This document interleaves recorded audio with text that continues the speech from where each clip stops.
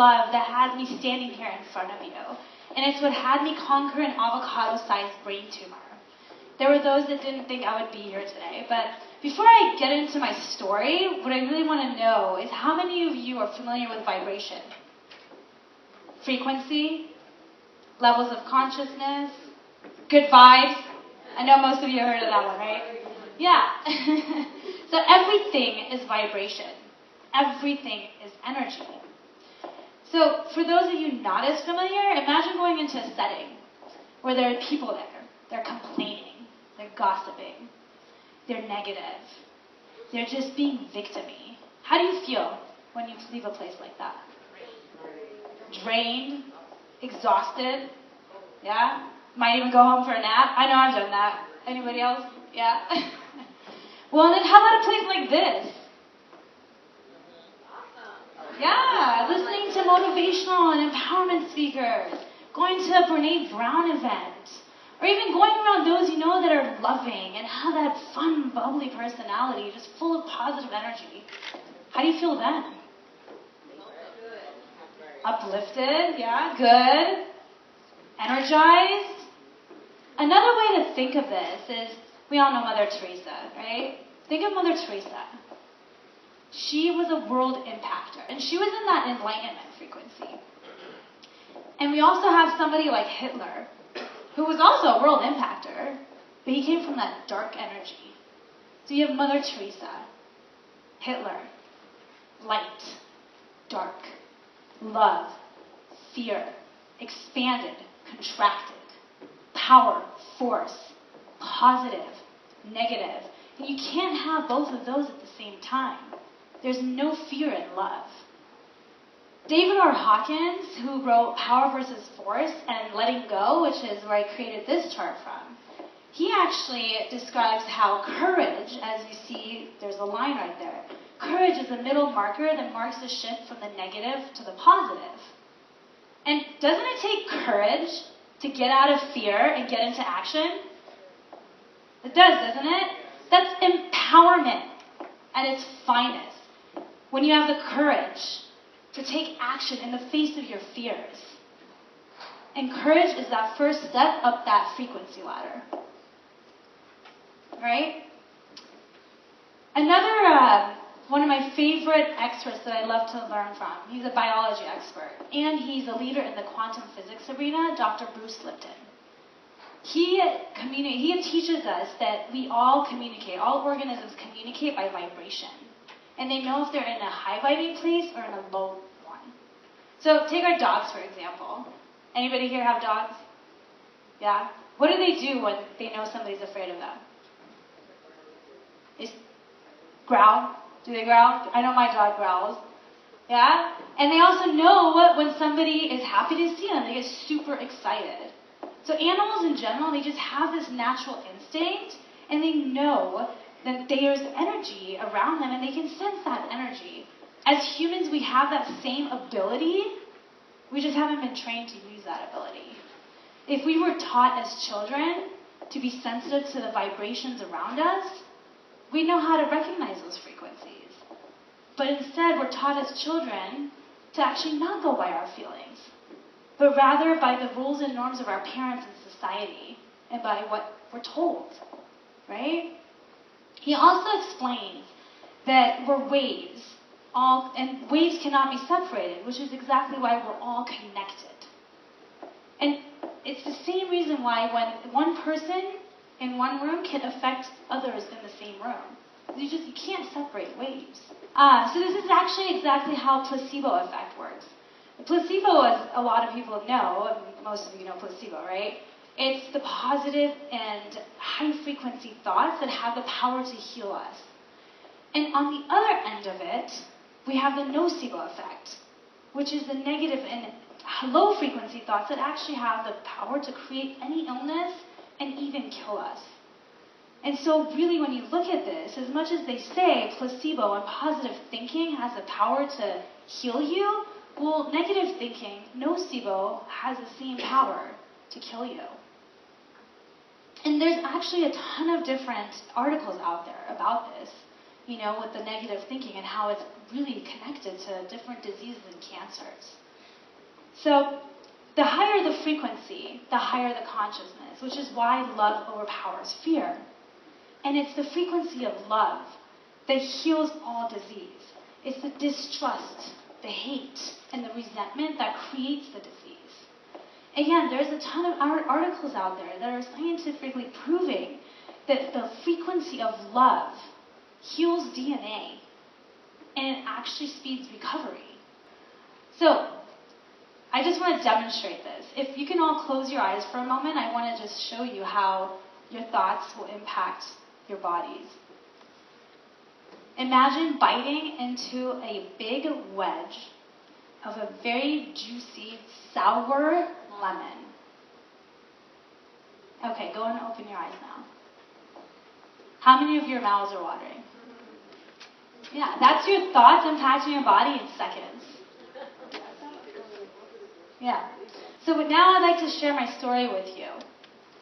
Back in August of 2017, I went in for an MRI after having had random headaches. And those headaches began to gradually increase, and next thing I know, I started vomiting. Everything on Dr. Google showed me that it was migraines, and I kept ignoring the signs. Ladies, and gentlemen, if you leave with one thing today, just know this, that your bodies are always talking to you. At first, it'll be in the forms of like a whisper, like the minor headaches that I was having, and then they'll start to scream at you, like the massive headaches and then the vomiting. So thankfully, I had done a ton of personal transformation work a few years prior to my MRI. So when I went in for my 15-minute MRI that turned into 1 hour, and next thing I know, I'm being escorted to the emergency room and then the ICU, I was able to actually stay really calm, and I was being present. One thing I knew, and I was very aware of, is it was so important for me to stay positive. And I only allowed positive people to come visit me. Like, it was just, if you don't have love to bring to my room, you're just not welcome. Yeah. So I was in the ICU room 5 days before my surgery for the brain tumor, like for the swelling of my brain to get reduced before the actual surgery. And during those 5 days, we made it a party in the ICU. We actually called it a party in the ICU. And at minimum, I had 10 people surrounding me in that room, just pouring love my way. Do any of you remember the Mayweather-McGregor fight? Like that? Yeah? Yeah. We ordered that this Saturday before my ICU. Yeah, in the ICU room. We ordered it and watched it. And so the day of my surgery, I posted on social media and I requested all the positive vibes. And I know, and I truly, truly believe that I had so much love and prayers being sent my way. I really could feel it. And I also know that it was the power of love that had me get out of a surgery. You see the tumor, right? Out of surgery in less than 1 hour when it was supposed to take 4 to 6 hours. And this was, again, a fourth of my brain, right? Like, you can see this. My amazing surgeon, by the way, thankfully was able to remove it all, plus the margins. I also know that it was the power of love and all that love sent to me from all over the world that had me out the ICU in less than 24 hours and out the hospital by the end of that week with a total of 10 days at the hospital. They had told me I was going to be there for 3 to 4 weeks. It was just miraculous, really. And all the physicians and nurses were just completely shocked at how quick my recovery was. I was shocked. I even had a nurse come in and she told me specifically, she's like, I could feel a difference in energy in this room. And some people feel it more than others. Some people have, that connection. Like if they were taught to, learn about it, they've been able to recognize it more, and she really could feel it. And my amazing husband, who then was my fiance, a few weeks after, he scheduled an appointment at the courthouse. Even though we had our wedding plans for the following year, he scheduled an appointment at the courthouse for us to get married. just to show me that I have nothing to worry about, and to show me that he's in this with me. So I know that these magical and miraculous moments were all because of the power of love. I was in a love bubble.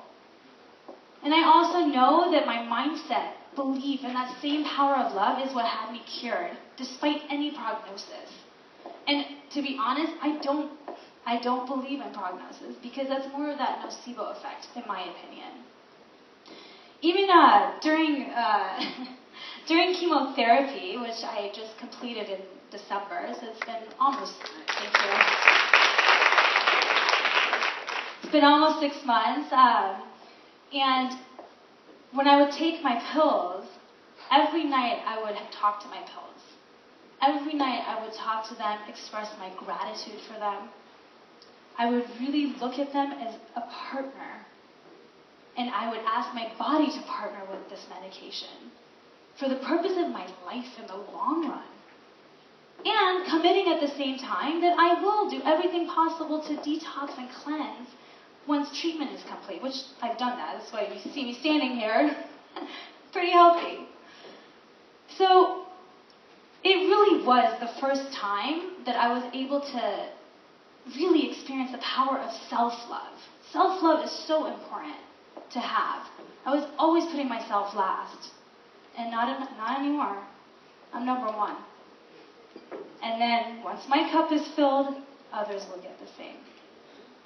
I never ever thought of chemo as putting poison in my body. I can't imagine what it would be like for my body if I had thought about it that way. Anyone can reprogram their mind. And anyone can heal their body by doing so. Your thoughts have to be made of love. And your belief has to be very strong, no matter what it is you believe in.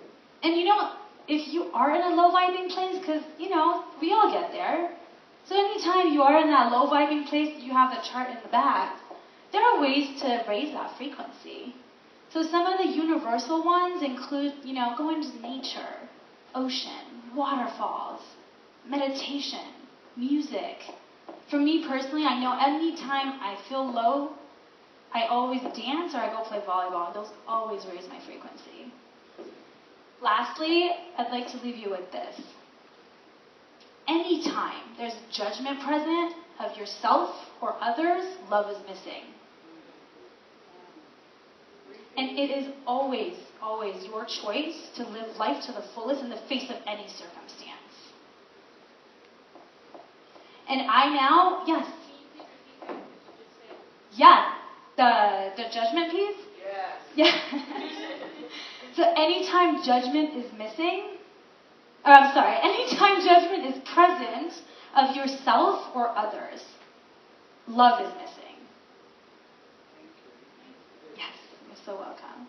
Yeah, and so now I've become an empowerment coach during this rebirth process. I have a rebirth, small little album out there if you'd like to take a look. And I work with those that are dealing with health-related issues. Because that, to me, is my passion now. After going through what I went through and empowering myself through this, I want to be there to empower others as well. Thank you.